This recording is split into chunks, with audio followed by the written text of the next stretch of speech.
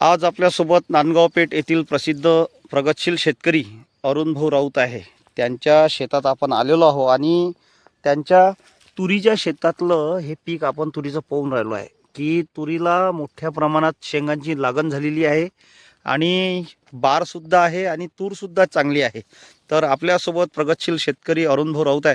अरुण भाऊ, काय सांगाल तुरीचं? हे तुम्ही दरवर्षी तूर पेरतात, तुमचं कसं मत आहे? तूर का पेरता तुम्ही आणि काय कसा फायदा झाला तुम्हाला? कारण का दरवर्षी तूर ह्या कारणास पेरतो मी. सोयाबीन जर आपण पेरलं हा, तर शेवटी मायनस मध्येच जातो आपण. अच्छा, कसं मायनस मध्ये जातो आपण? सोयाबीनचा जो खर्च आहे हा हा तर आपल्याला 30 ते 40 हजार रुपये एकरी खर्च येऊन राहिला, हा, पण त्याच्याबद्दल आपल्याला उत्पन्न नाही होत.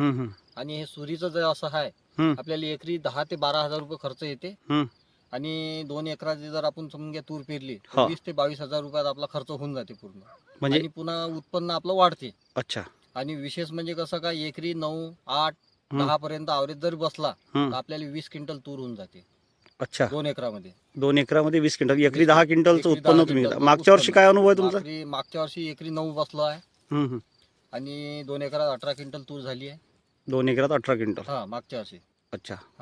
त्या कारणात कसं आहे, याला काही जास्त खर्च नाही, काही नाही. आपली एक ओखराची वही मारून दिली, साधे सुधे पहिले सुरुवातले 2 फवारे काढून घ्यायचे. अच्छा. आणि एखादं खत वगैरे द्यायचं. खत दिल्याच्या नंतर मग त्यानंतर आपली फवारणी अजून चांगली करायची. निंदण वगैरे एक निंदण दिलं, अजून त्यानंतर फवारणी केली. फवारणी केल्यानंतर आपलं हेच मार्गदर्शन पाहून आपली तूर कशी काय आहे बा.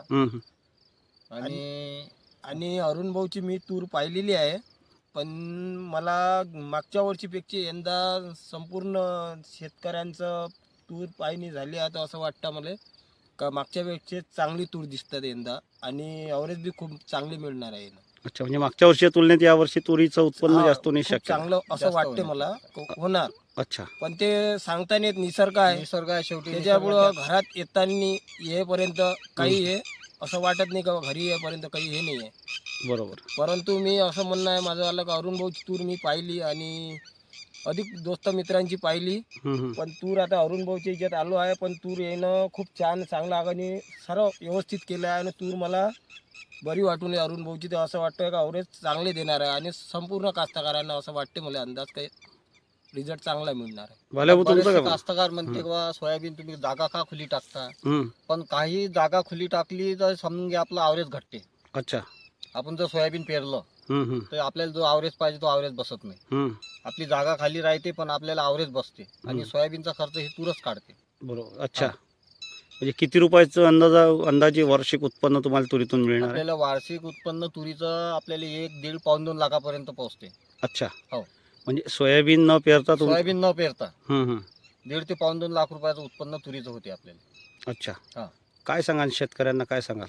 शेतकऱ्यांना हेच सांगायचं आहे का बा जास्तीत जास्त संख्येनं हे पीक घेणं हे एकदम चांगलं आहे. आणि कम पैशात म्हणजे जास्त पिकी होते, आपला खर्च वाचते आणि पुन्हा विशेष म्हणजे आपल्या शेतीची पोचही बनली राहते. अच्छा. आणि सगळ्या गोष्टी बरोबरच राहते त्याच्यात. त्यामुळे शेतकऱ्यांना असं सांगाल की तुम्ही तुरीचं पीक हे अग्रक्रमाने घेतलं तर चांगलं राहील असं मत आहे? म्हणून शेतकऱ्यांना सांगतो का हे तुरीचं पीक घेतलं अग्रक्रमाने खूप फारच चांगलं राहील. कमी खर्चात जास्त उत्पन्न होईल. अच्छा. आणि भावाच्या दृष्टीने आपल्याला सोयाबीन पुरत नाही. 3,000 ते 3,500 रुपयाचा भाव आहे. त्या भावानं जर तुम्ही काय करता, काहीच नाही पुरत तुम्हाला. एकरी 5 क्विंटल झालं तर तुमच्यावर सोयाबीन होऊन राहिलं 17 ते 18 हजार रुपयाचं आणि तुम्हाला एकरी 40 ते 45 हजार रुपये खर्च लागून राहिला. बरोबर. शेतकऱ्याचं नुकसानच आहे. शेतकऱ्याचं शेवटी कुकुनी गेलं तर नुकसानच आहे. माझ्या मते तर हे एक बरोबर आहे का बा तुरीचं पीक साधं घेऊन घ्यायचं आणि कम पैशात जास्त आवाज करायचा. मालावर थोडासा लक्ष दिलं पाहिजे, कारण का आमचा माल जो आहे कम पैशात खरेदी करून घेते.